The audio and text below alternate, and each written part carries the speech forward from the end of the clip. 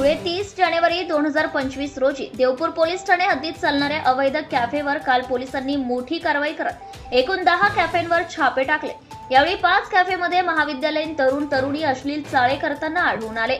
पोलिसांनी या प्रकरणी 22 विद्यार्थ्यांना ताब्यात घेतले असून त्यांच्या पालकांना बोलावून समज देण्यात आली आहे।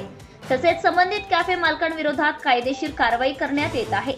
ही कारवाई पोलीस अधीक्षक श्रीकांत धिवरे यांना मिळालेल्या गोपनीय माहितीनंतर त्यांच्या निर्देशावरून करण्यात आली। त्यांच्या मार्गदर्शनाखाली देवपूर पोलीस ठाण्याचे प्रभारी निरीक्षक धनंजय व्ही पाटील यांच्या नेतृत्वात 5 वेगवेगळी पथके तयार करून धडक कारवाई करण्यात आली। देवपूर परिसरातील delight cafe, shining cafe, royal lodge, with you cafe आणि शुगर कॅफे या ठिकाणी विशेष तपासणी दरम्यान पोलिसांना अनेक महाविद्यालयीन विद्यार्थी आणि विद्यार्थिनी कॅबिनमध्ये आक्षेपार्ह अवस्थेत आढळले। त्यामुळे पोलिसांनी तातडीने कारवाई करत संबंधितांना पोलीस ठाण्यात नेले आणि त्यांच्या पालकांना पाचारण करून समुपदेशन करण्यात आले।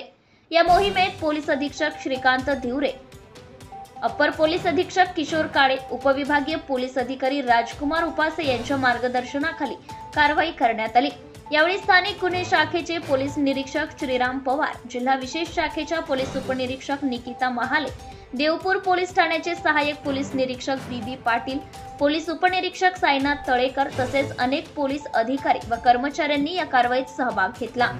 देवपूर पोलीस ठाण्याच्या वतीने कॅफे चालकांना यापुढे अशा प्रकारच्या अनधिकृत कॅबिन्स तयार करून युवकांना आक्षेपार्ह गोष्टींसाठी प्रोत्साहित केल्यास कठोर कारवाई केली जाईल असा इशारा देण्यात आला आहे। या कारवाईमुळे धुळे शहरातील अवैध कॅफेंना चाप बसणार असून स्थानिक नागरिकांनी यासाठी पोलिसांचं कौतुक केलंय।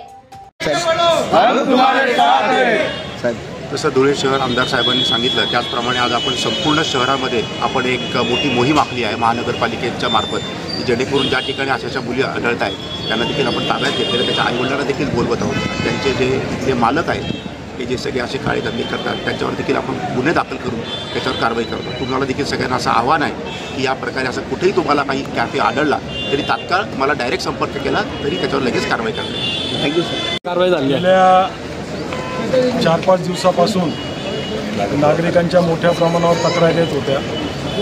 त्या अनुषंगाने आदरणीय SP साहेब यांच्याशी माझं बोलणं झालं। तर SP साहेबांनी पहिले 3 दिवस धुळे शहरातील असे जेवढेही बेकायदेशीर कॅफे असतील, अशा लॉजेस असतील, त्या ठिकाणी स्वतःची एक वेगळी टीम त्या ठिकाणी कार्यरत केली, सर्वे केला आणि त्याच्यानंतर ज्या ठिकाणी पहिले प्रत्यक्ष बघून त्यांच्या पहिले शूटिंगा घेऊन आणि आज सर्व ठिकाणी धडक कारवाई केली। तुम्ही सर्व ठिकाणी सोबत आहात, अक्षरशः कॉन्डम आणि अशा प्रकारे या ठिकाणी सर्व गोष्टी सापडल्या। एक चांगल्या घरातल्या मुली यांना खराब करणं आणि आपली संस्कृती खराब करणं हे जे प्रकार थोड्याशा पैशांसाठी हे निर्लज्ज लोक करतात, अशा लोकांची कुठलीच गय करू नये अशी मी SP साहेबांना विनंती करतो आहे आणि यांच्यावर कडक कारवाई होणारच। आणि जेवढंही अनधिकृत आहे हे महापालिकेच्या माध्यमातून आजपासून तोडायला सुरुवात होईल आणि माझी बाकीच्या ज्या राहिले असतील ज्यांचं आम्हाला अजून माहिती पडलं नसेल त्यांनाही हात जोडून विनंती करतो का थोड्या पैशांसाठी आपली हिंदुत्वाची संस्कृती खराब करू नका।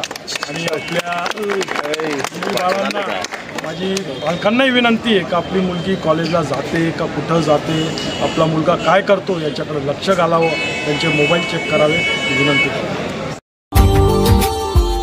Subscribe now and press the bell icon. Never miss an update.